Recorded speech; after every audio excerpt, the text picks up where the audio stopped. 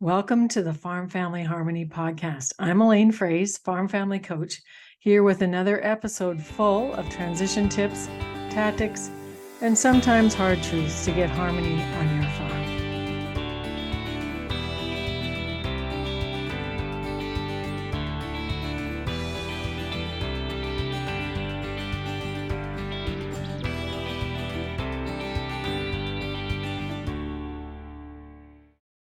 Hi, everyone. It's Elaine Fraze, Farm Family Coach, welcoming you back to another edition of our Farm Family Harmony podcast. And if you want to find it on the web and share it with your friends, you just have to go to farmfamilyharmonypodcast.com.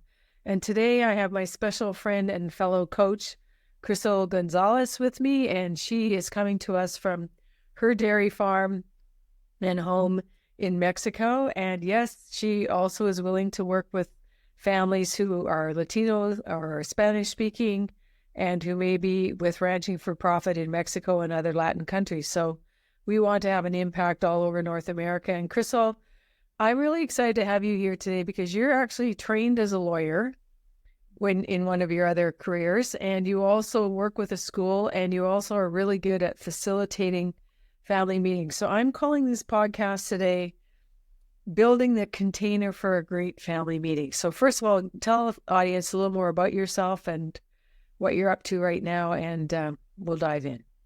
Yes.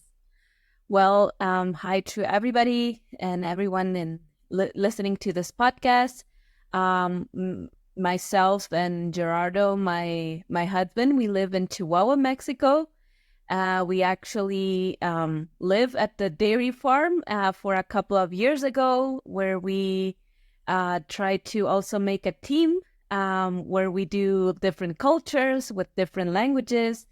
And we have also been working with all kind of families, connecting with ranches all over the U.S., as we also sell some genetics here in north of Mexico. And that also draws us to valuing the importance of building a great team, and also that lends on us on having like a good communication system, and also knowing how to build the conversations. So also Elaine was last year visiting us, and she got to know the different cultures that live together in Cuauhtemoc, Chihuahua, where we exactly live. And communication and culture and conflict is always a topic that we talk in our family. And that is also, I'm passionate to talk and share with you some of the tools that we use. So what was fun about being at your house, Crisol, was it was Super Bowl Sunday, as I recalled, and Gerardo's parents speak German, Low German, High German, and you speak Spanish, and your parents are trying to learn English better, and you speak 4 languages. So it was a really good dousing of fun to celebrate the Super Bowl together, and also just appreciate that we communicate in different ways. So you've been working quite a bit around developing tools and things that are practical for farm families to help them have better family meetings. Because quite often when people come to us for coaching, one of the common denominators is, Elaine, we're really scared. We don't know how to start to have a family meeting, and we are not really keen about opening up a big can of worms and having conflict. So Crisol, what are the things that farm families need to do to get ready to be able to meet and have a good meeting? Okay, so this is the first step that I have been experiencing as a very important step, is to getting and setting the topic and the theme for your first meeting, which shouldn't be to address the whole thing about It's the whole thing in one night. Yeah, it won't be. As Elaine always says, like, have a good meal before, well, maybe not so heavy that you start sleeping on the couch, right? Yeah. But always taking care of the physical needs, as having some snacks, good water, because if we are going to enter a conversation that is about that can get emotional, because we are going to start opening our hearts or desires or hopes for the farm family and our futures as the units of families that maybe work together, needs a lot of energy and also taking care of the body is a very important thing. So please don't start with an empty stomach, and bring some sandwiches that maybe people can start like snacking or eating before the meeting, so everybody has that need satisfied. And maybe you said a couple of hours, and I would recommend that like from 1.5 hours to 2 hours would be, it is like a good times. No more than 2 hours. Yeah, just to maybe have a complete conversation, because if you said 1 hour, it might be too short to even start like really opening. If it's the first time that you maybe are doing something like this, it is going to take time. And this brings me to this very important topic is about patience also, and just moving at a speed of trust. That is a saying that I really like, because the first meeting that you are going to facilitate in your family, with your family, is the one that is setting the ground for everybody to trust in this process. Yes, I trust the process. Yeah. And the second thing is to set the expectations, right? Like saying we are going to just build the values that we are going to talk later. What is building the values for the container, the guidelines, and the agenda that maybe are the topics that we want to speak or we want to talk in meetings after this one. So right. And so the agenda can't be something that's going to take 3 to 4 hours. And if this is the first meeting, I like what you said about setting a theme. So I would think that the first meeting theme is a curiosity theme. What's the big picture for this family? What's the big picture for this farm? And that's really all you're going to explore in 2 hours is what's the big picture vision for the farm family and the farm business going forward, right? And it's not going to be about what date is, the successor going to buy the farm, or who's going to live in this house, or where the income stream is going to be for mom and dad and for the next gen. That's all going to come later. So when you talk about setting the container, one of the examples I think you use is the cell phone. So how I call them in my past writing, I've called them codes of conduct, and you call them guidelines or a foundation for building the container. So what are some of the things that you need to talk about as sort of ground rules? And rules is maybe not, I like the word guidelines maybe better because it's a little softer. So what kind of guidelines do you need for this meeting? Well, the first one that you already know is that we take an object as a talking stick. And this is a very important part of it, because it creates like a rhythm to the conversation, because in every round you pass the talking stick, so everybody has their moment just to speak or just to pass it on if they don't have anything to say. But you gave every person in the opportunity. So setting this object that it can be the other day, the bowl. Yeah, in one of the meetings that we had with our family was this Christmas tree ornament with the little names on from everybody in the family. And that was also, you can give a meaning to the talking stick that also can express something about what you want with this conversation. So what if I don't feel like talking? Well, you can pass the talking stick, but I think the first thing is that if we are going to have a conversation, the ground rule is that we want someone that is also listening, but is also willing to say their meaning, right? Because as Elena, you always say, like, love doesn't read minds, right? And sometimes frustration we can see frustration as an anger or feeling very, you can maybe at the beginning you start seeing like crossed arms, leaning on the back of the couch or something. That our body expresses a lot of what we are thinking, right? So the first round that I use before going to the guidelines piece is setting some values, and you can take like some post-its like this, or just pieces of paper. Sometimes I use like paper plates, and I give 1 or 2 to every person. And with markers or colors, they can write down 1 or 2 values that they commit to practice in the circle, in the conversation, but also they invite others to practice those values. Okay, so I've got post-it notes here beside me. So mine would be honesty.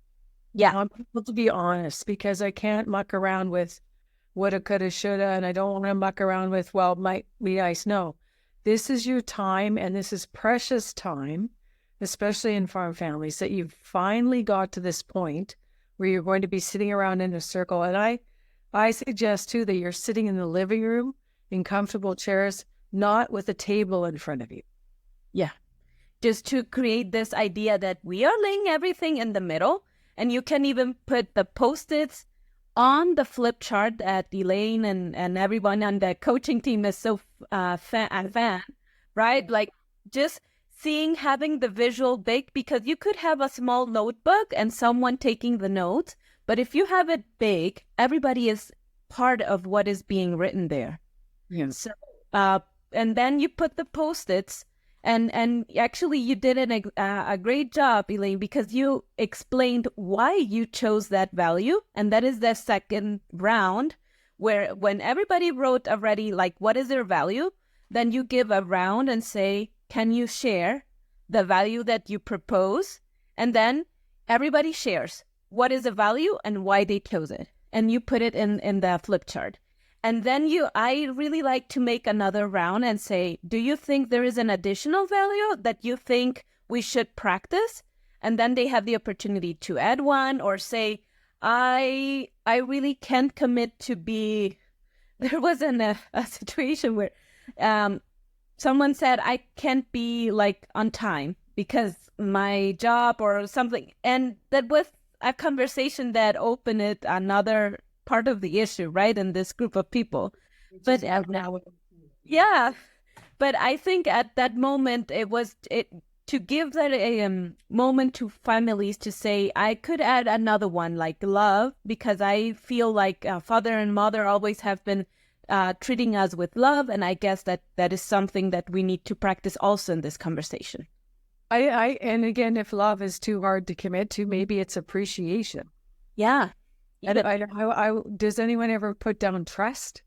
Like, yeah. To trust the process, but also to trust that what is discussed is actually going to be acted upon. So another value that might be on the board would be commitment to action.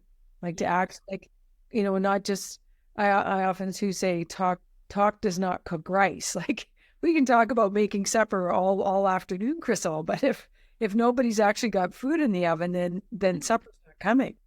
Yeah. Right. So you can talk about things, but you also have to act.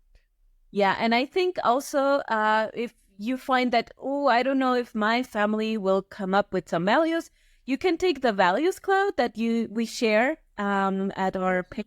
I have it right here. Yeah.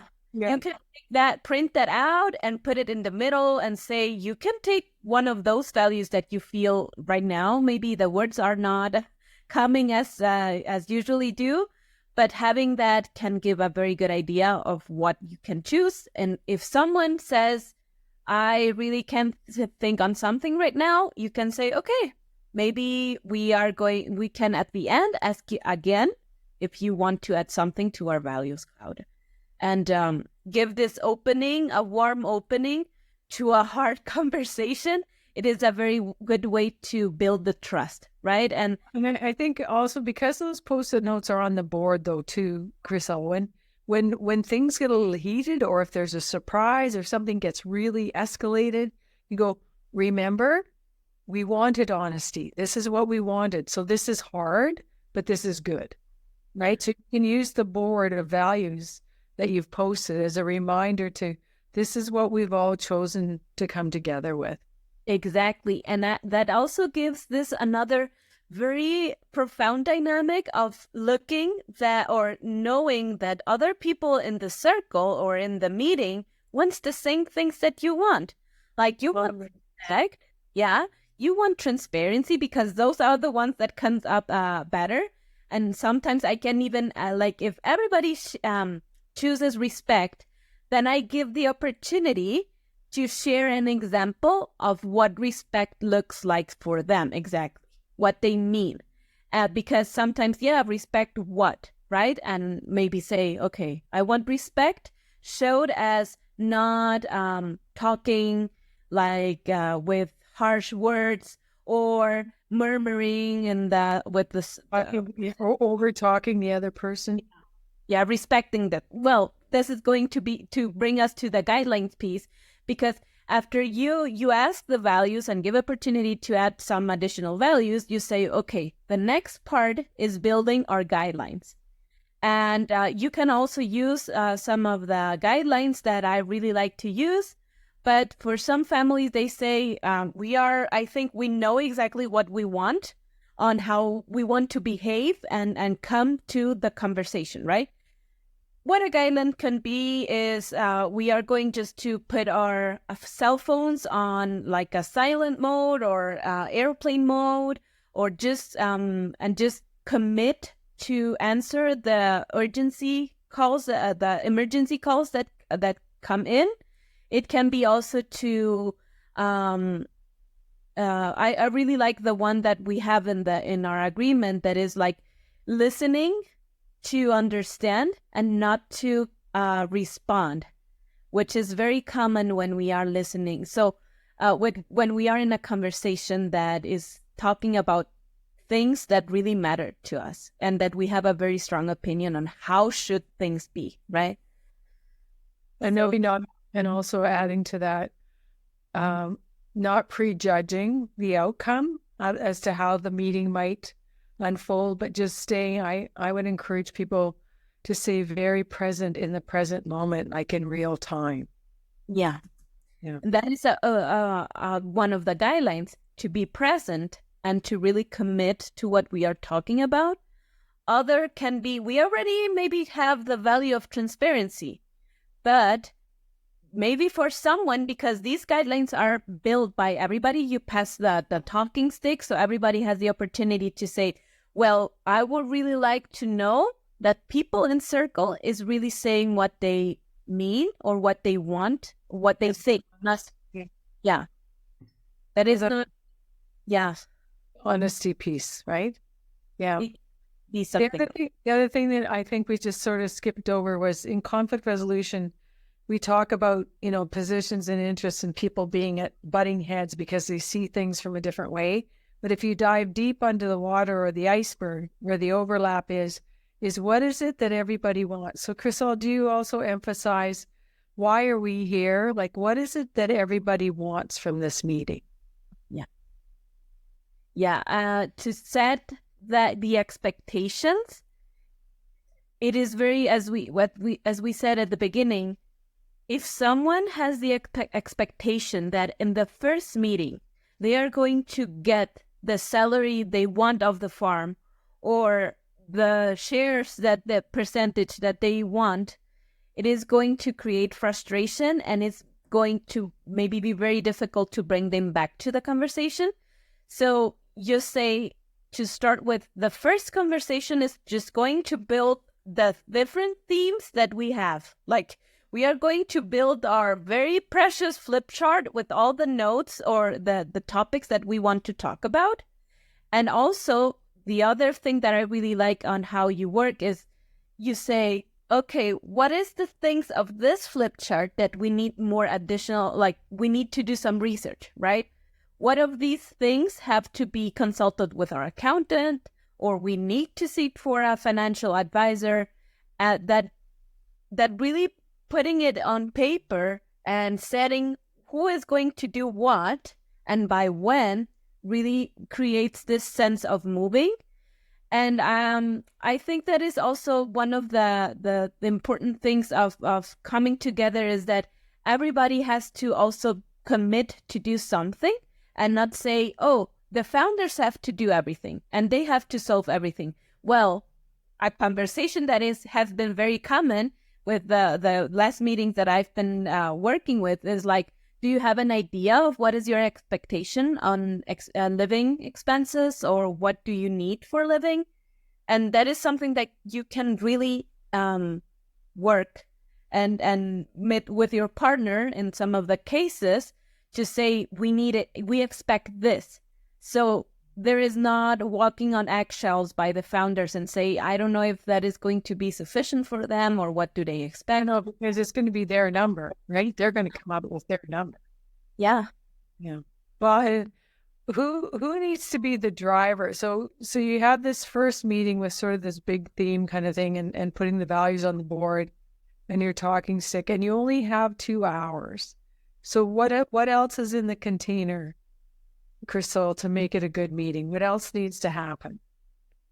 Well, one of the values that I really like to incorporate, not values, the guidelines, is to accept and expect a non-closure. And that is exactly what we were talking about like, this is going to be a sequence of conversation. Right. Or I call it a journey or an unfolding. It's not done, and it's going to be just taking the next step and the next step and the next step. But farmers don't like that. Yeah. Farmers want, give me the checklist, give me the tech so I can tick this off and say that it's done. But what you're saying is it's more like a journey. It's a process that needs to keep unfolding, and it's not going to be done in one meeting.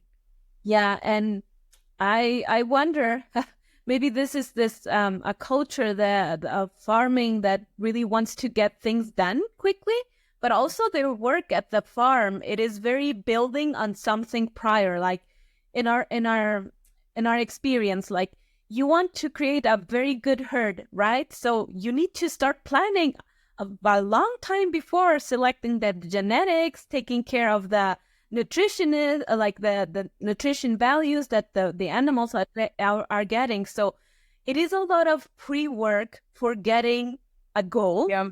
And I think that is how we need to start looking at transition. That a lot of the things that we start doing, will build up with a lot of the other things that we start doing. So we get to the goal. But it isn't just a moment with a magic pill and, we have our transition. Because it's also a process of looking inward. And I think that is it can be scary, but it's also a very important work to do of knowing, what do I need? Maybe I have some conversations that make me feel very uncomfortable because I didn't feel valued, but now I'm just expressing anger and frustration, right? So just going inside of every person and saying, what do I need to really, that I would like this culture to shift, right? It can be just to have better communication by having weekly meetings to set the agenda of the work that is getting done that week. And then having also the business for every 3 months or every 6 months, right? Like the 2 different meetings that you talk about like the operational meetings and also the how you name it? Yeah, the strategic. But just what you're saying there, though, too, is when you set the guidelines and build a container well for this meeting, you also want, I would think also the Post-it notes might say safe and respectful, no swearing, no yelling, and there is going to be agitation. You forgot the Kleenex box or the tissues. Like, I always like to have a box of tissues around too, because it gets emotional and people do start crying. And just here's the news flash for the podcast listeners. Expressing your emotion and crying is a good thing because it means you've hit an emotional nerve or a need. And when needs are met, there's less conflict. But when you say, as a mom, I really need this family to figure out how to resolve conflict because I'm tired of being the person in the middle and being the mediator or the social worker for this family, right? So my curiosity too, in this container that you're building, Crisol, is so 2 hours flies by really fast. At the end of the meeting, are you building an action step for the next meeting? How do you bring the meeting, like you say, to closure? Well, what I suggest is that before, like when you set 2 different times, how you say those temporizers, or set 1 and 30-minute alarm and timer to say, okay, in the last 30 minutes or even 45 minutes, what are the things that we want to wrap up about? What are the tasks that we are taking. Action steps. Yep. Yeah. The task and action steps. And I really like to close the meetings like, what do you take from this conversation? Of all the things we talked about, what's been the most important? Yeah. And say like, it can be also like, well, I really take that people is committed to keep these conversation going. Maybe even like just to close with a positive thing that really happened at the meeting. And also you were asking like, who should manage or facilitate the conversation? Well, and I think that for a transition, it should be if the founders talk about this and plan even like the agenda for the conversation, like saying, oh, I am going to ask the questions for the values, says the mom, and maybe the father says, well, I'm going to give the questions for the guidelines and work together. That is going to really give like a more straightforward message of how things want to work at the meetings. But it also can be someone that can say, if someone else wants to facilitate the next meeting or co-facilitate with me, then you said just like who is going to be writing the flip chart task or points. It can also be like who wants to give some additional questions maybe for opening or closing.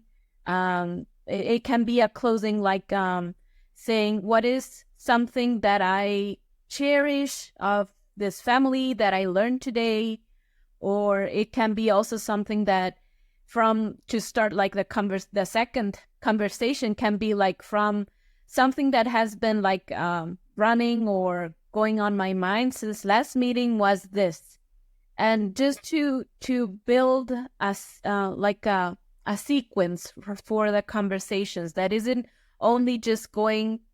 I really like this idea of moving between the tasks that need to be talked about and defined, but also the relationships that families have and the love and also the recognition that families have for each other.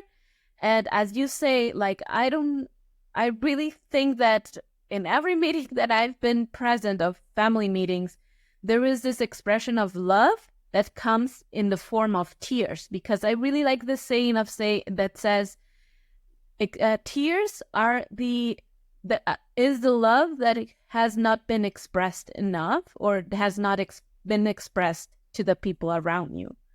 And to, as you said, just give space also to feel that, because and also just to let the tears come too, and not to stop them, but I think another thing that's helpful for our listeners, Crisol, is let the silence do the heavy lifting.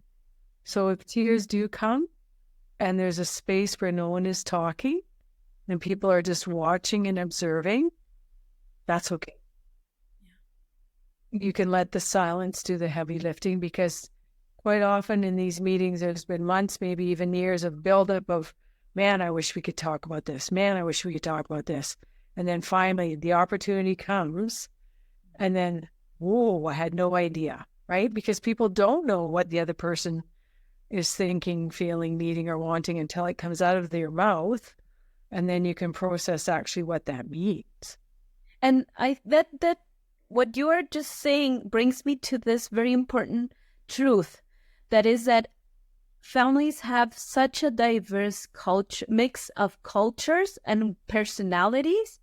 And even though if I'm the founder or I'm one of the oldest son or daughter that wants things to start moving forward, we need to understand that we don't expect and we don't think and process the things the same way. And that's okay. As you say, as Elaine always says, different is not wrong, it's just different. And that is just a so important truth to enter the conversation knowing that is going to be built with the people in the circle, in the conversation, because you cannot impose your style that it can be very directive to people who needs time to process the things that they are feeling before they start like planning forward, right? So in another way is just be aware that everybody's personal style of communication will be different. So some people will be very direct, task-oriented action. People will be processed. They need more time to think and ponder. Some people will be very chatty and relational, and some people will have, all kinds of tangents because they're more idea-based. And none of those styles are wrong. They're just, everybody in the family could be coming with a different style. Exactly. Nearly. So for listeners who are tuning in today to this podcast, we do have a communication styles assessment. All you have to do is go to farmfamilycoach.com, fill in the contact page and say, hey, Elaine, send me the communication styles assessment. And you might find out some interesting things. So Crisol, what about families that want to do these family meetings by themselves versus the ones that say, you know what, I think we could use an outside facilitator? How do you make that decision? Well, the first thing is that if you feel prepared to stay open, as someone who is also very involved in the conversation and wants to maybe sort things out, are you able to stay open to hear things that maybe go against on what you think and believe that wants to go? If you feel that you are maybe going to explode very easily or be very pushy on how things should work, then I would really encourage you to ask someone else to start that conversation for you, because then you don't have that feel that so heavy. Especially also if there's a lot of conflict or tension around it, even it could be a strategy to have the first meeting not in person and facilitated by someone else, and then maybe cross to an in-person facilitated meeting, just because of if there this part of trust, but also like commitment to remain in a series of conversation, and also start. This is just the start. Yes.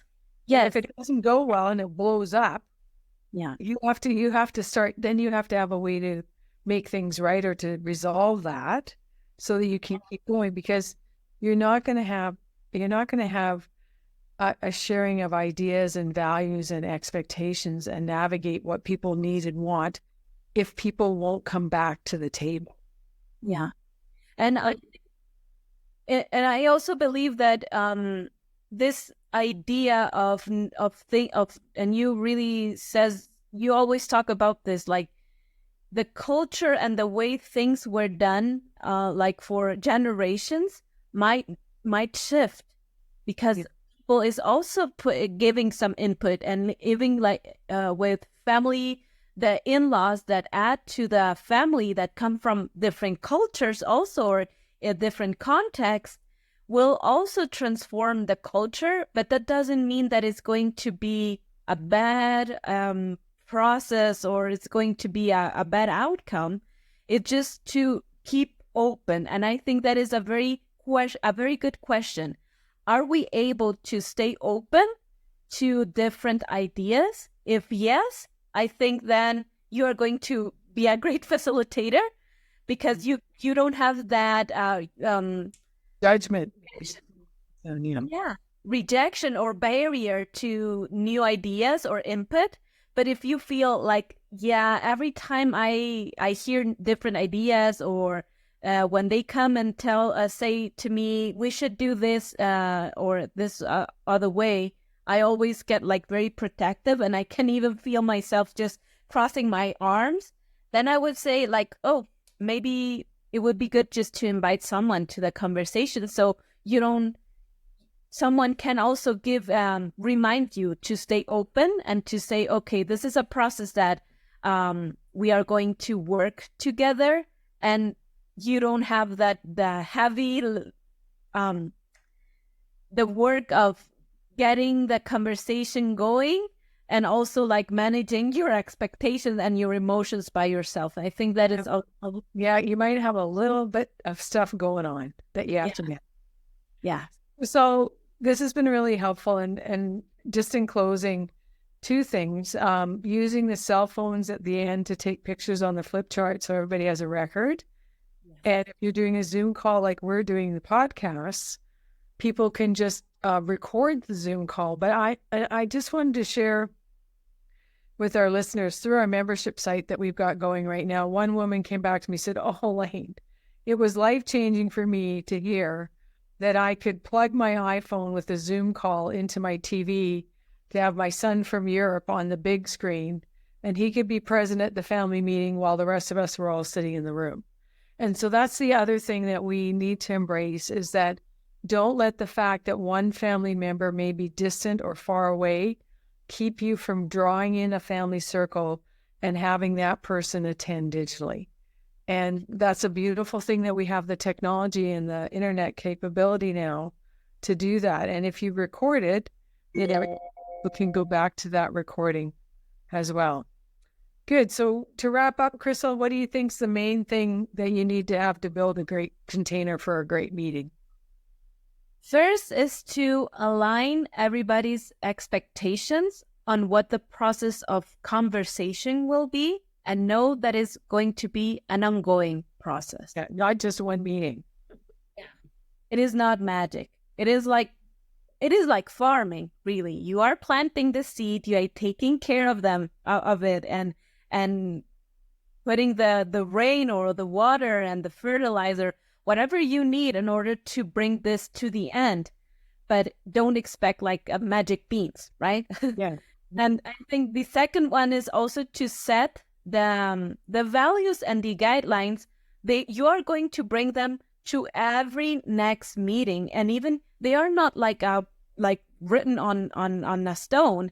You can fix them for every meeting. Maybe someone saw, okay, from the last meeting, I felt like you were talking with your partner in a very silent mode, and I felt very uncomfortable. So I would really like to address and put on the meaning that we can ask for the talking piece if we want to express something, so everybody listens to, but don't have like side conversations, right? So you can move adapt them, and they serve the conversation, not the other way, right? And the last thing is to know that this process needs commitment and responsibility by everyone. And I think I am a true believer, because I've seen it, that when people is part of building the values, the guidelines, and the agenda, they are willing also to be part of the conversation. Maybe for the next time they say, okay, maybe the next time I bring supper for everybody, or I bring the snacks, or I do the note-taking on the flip chart. So these things are a way to making it a process by everyone, for everyone. And everybody chips in. Yeah. And because it isn't only someone who wants the transition.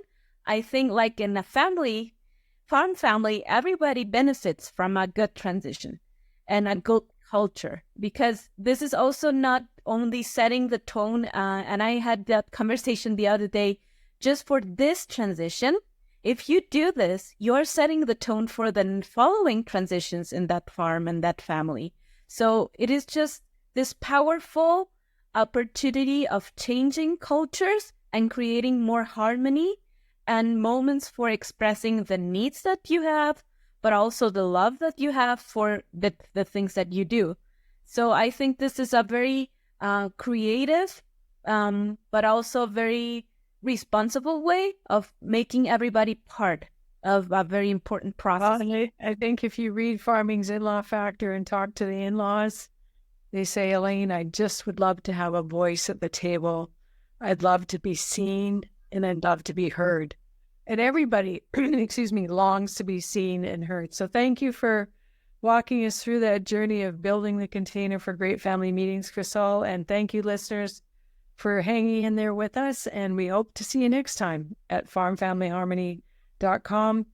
And that's the way to find the podcast. Again, it's farmfamilyharmonypodcast.com. And if you want to find us with our tools and resources, just go to farmfamilycoach.com. It's been great to have you. We hope you find harmony through understanding, and we'll see you next time. Bye for now.